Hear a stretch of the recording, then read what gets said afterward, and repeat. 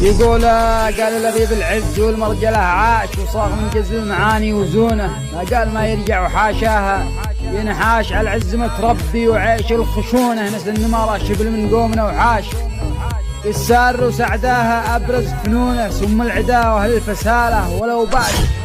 ثم العداوة للفسالة ولو باش شبل النمر بطاش يكرهونه وما همني ذاك حاقد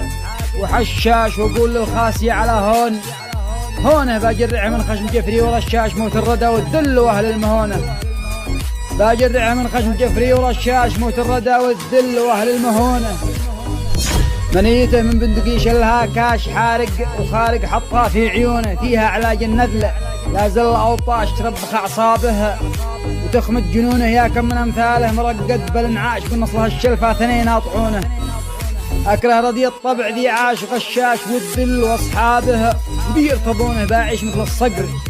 خالد الالياش بالعز والناموس واهلك بدونه، روس النوايف له بها بيت واعشاش كن السما ملكه وذا الكون